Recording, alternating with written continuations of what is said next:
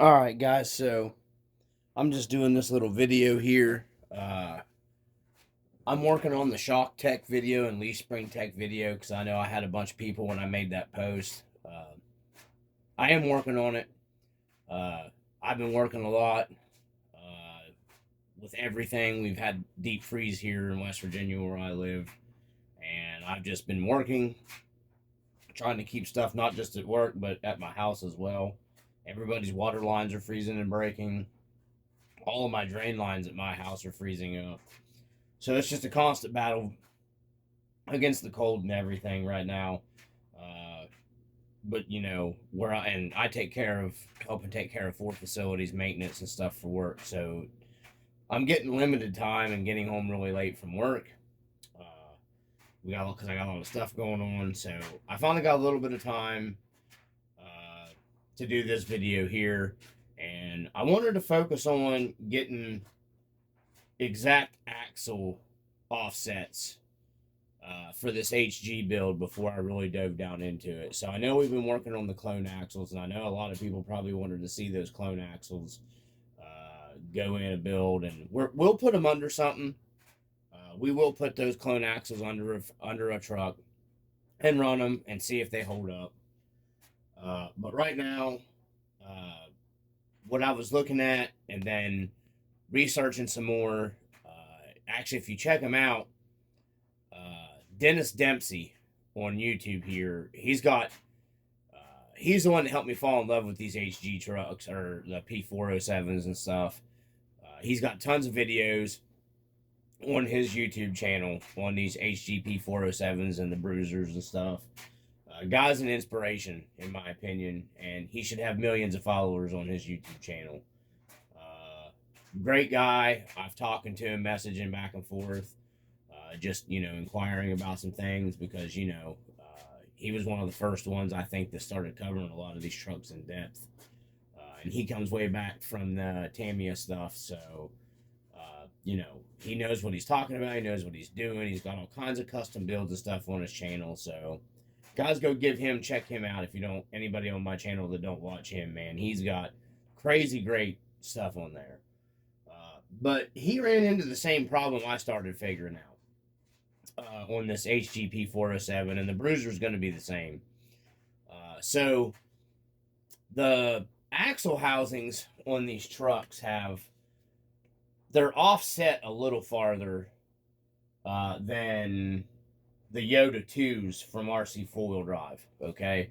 So, or any of the Yota 2 axles. And I had bought so much stuff for this build, and I kept thinking to myself, why did I want this V2 housing?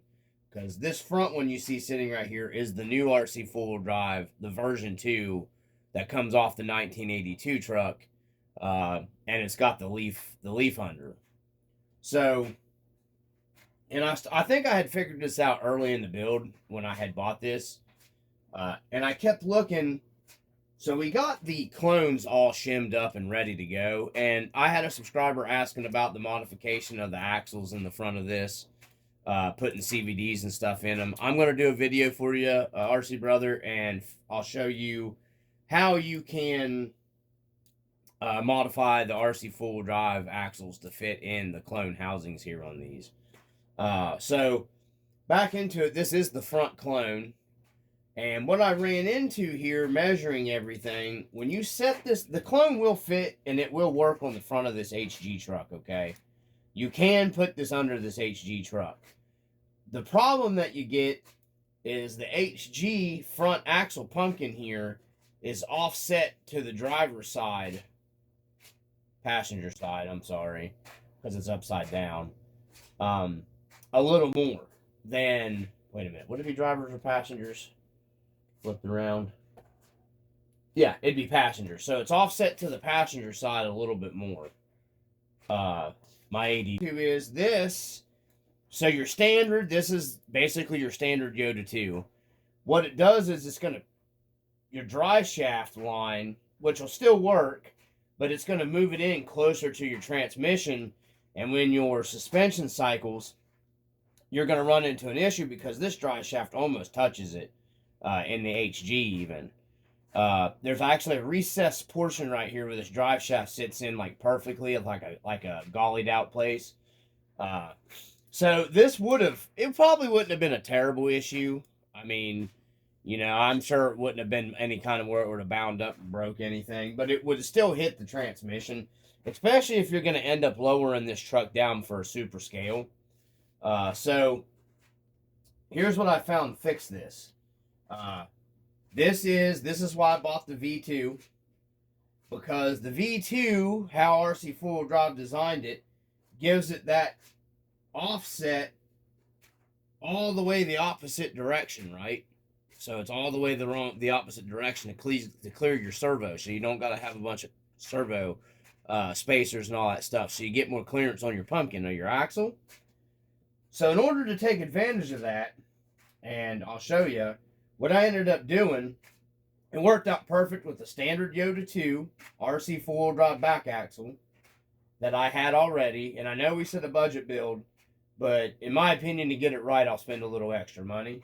And this was only $60 for the V2, complete everything off of a takeoff on eBay. And I already had the Yota 2 axle. We will figure all that into our final funding, though.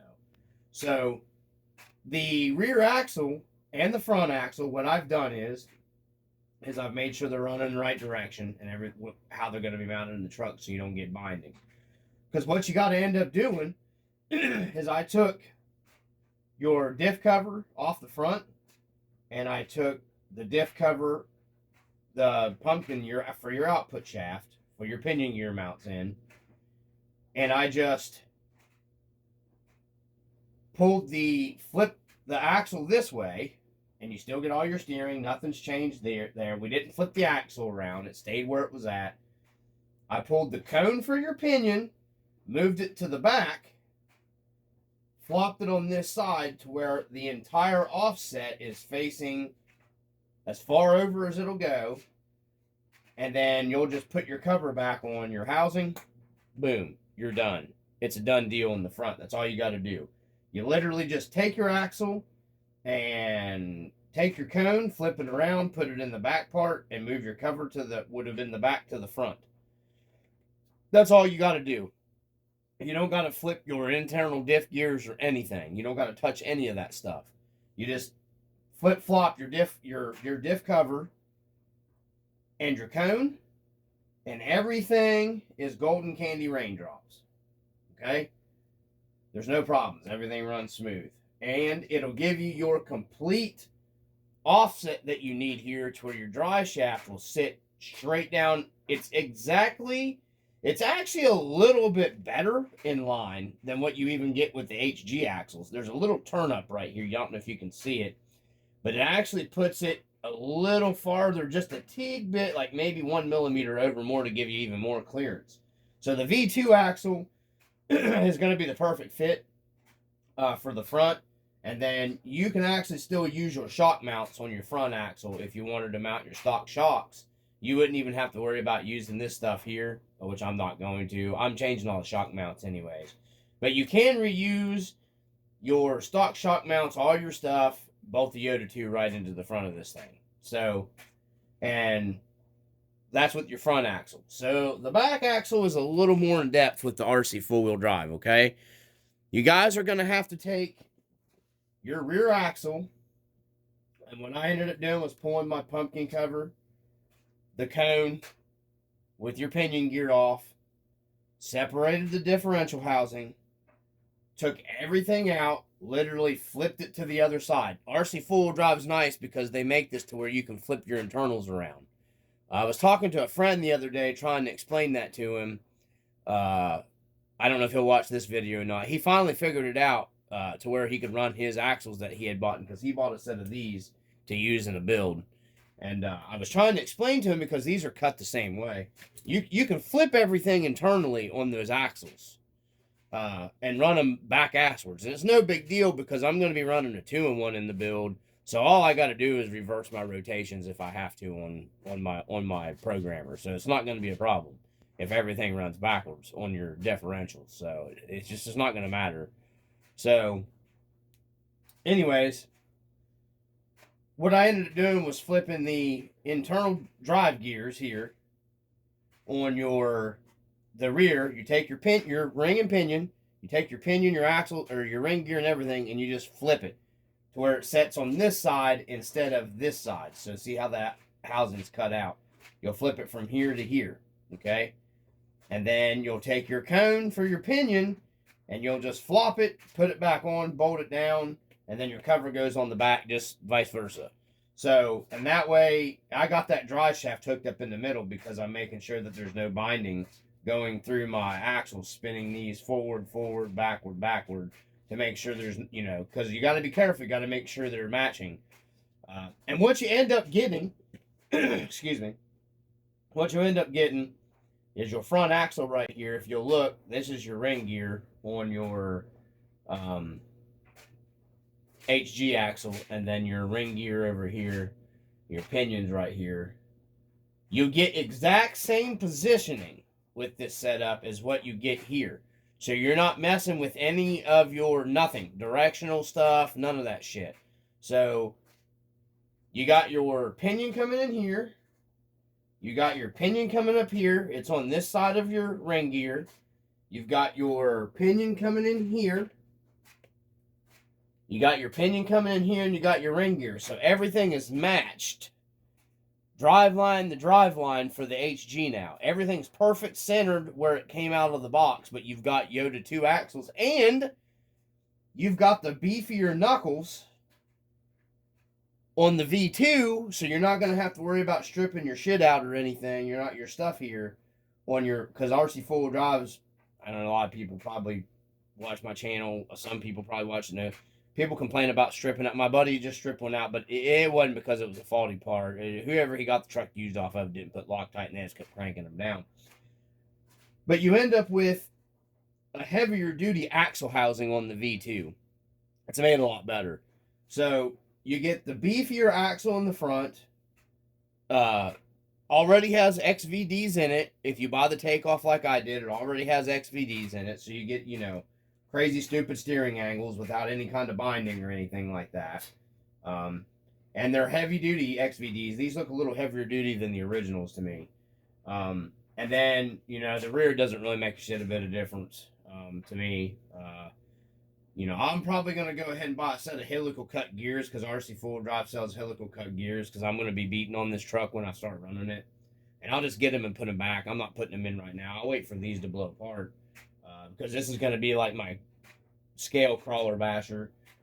But you'll end up with your driveline angles exactly how your Hg truck comes out of the box. And this is the beater. I've got a brand new one came in there a while back. I need to get opened up and get tore apart. So, yeah, I just wanted to get this video. This is the way to go with axles, in my opinion. You know, these will work, obviously, and there's other people in, like, the group from the P407, you know, clone group and everything. These will work. You know, and we fixed the binding in the front of these, too, so you get good steering angle in the clones. These even have the dog bones in it, like I stated in that video, but they still got pretty good steering angle there. But anyways, we're going to be running the RC four-wheel drive stuff under the build. So I got to refactor my money into that and change all that, my calculations that I had done. So your front's going to go right in. Next video that you'll see on this is I'll be doing the actual truck. I'm thinking about doing a teardown video, like a breakdown of the new truck. And then you'll be seeing... excuse me, you'll be seeing the video of taking that, you know, the Hg axles, taking them out. And then, you know, of course, your drive shafts that come in it will just slap straight back. That's what this is a Hg P407 drive shaft right here that's in this truck right now. Or between these two axles right now. So your axles will go, your drive shafts will go right over too. It don't matter. I'm going to be getting some scalar drive shafts like in the Bruiser Rupture over here to put in the build. But if you're looking at doing this video, I hope you know, guys are watching, because this is 100% no issue driveline thing. It keeps your drive shafts where you don't got to move anything. It keeps your drive shaft angles perfectly where they need to be. And then after I do the breakdown video of taking everything apart, we're going to work on the modifications it takes to put the RC four-wheel drive Yota axle underneath this, and then so on and so forth, making your shocks fit, having shocks and whatnot, and blah, blah, blah. We're going to do all of it. But I wanted to kind of get into this. I highly recommend if you're doing, sorry about the dryer, guys. I highly recommend that if you're doing this build, get the V2. Get the V2 RC full drive Yota 2 axle house, or the axle, because it gives you a better offset. You need the V2 because it pushes this exactly where it needs to be. Even Dennis Dempsey ran into the issue when he was running his Yota 2s in the front. It was still hitting down on his transmission, lowered and everything. This will eliminate that front end problem. That V2 RC four-wheel drive axle, $60, comes with everything except for the steering link attachment for it. So you'll just have to come up with a linkage. I'm going to end up reusing the linkage, I think, just off of the other Hg P407, because these actually are perfect from knuckle to knuckle length. And I'll just put aluminum rod ends. I have aluminum rod ends that'll screw onto this, and I'm just going to put that straight bar. It hides, looks more scale to me in the back. I won't even have to buy the RC four-wheel drive steering link bar. So that's what you get right there, and then a little bit of grinding on the rear axle we're going to have to do, but I'm going to break down everything in the video. I'm waiting for the train to quit running. Okay, so that's it, guys. Real quick video. I got to get ready to work. I'm already running behind. I just wanted to get something done with this and show you guys. If you're doing this build, I'd highly recommend buy the version 2 RC four-wheel drive front axle, guys. It's totally worth the money. It's a better axle, and it puts your drive line exactly where you want to be if you're doing one of these scale builds on the HG or the Bruiseruptor. Or, I mean, I'm sorry, on the Bruiser. So, there you guys go. Got the axles figured out. Next is going to start actually putting some time in and effort into building this thing. But I am going to start working on the shock tech and leaf spring tech video tonight and get that posted up, hopefully maybe either tomorrow or the next day. So from the RC Dungeon, I hope everybody's happy, healthy, and well. Thanks to everybody that's watching. Thanks to all the new subscribers. I really appreciate everybody that's taking the time out to watch content. If you guys have questions, comments, concerns, you can comment down below. I'll try to, help you out best I can. From the RC Dungeon. Peace!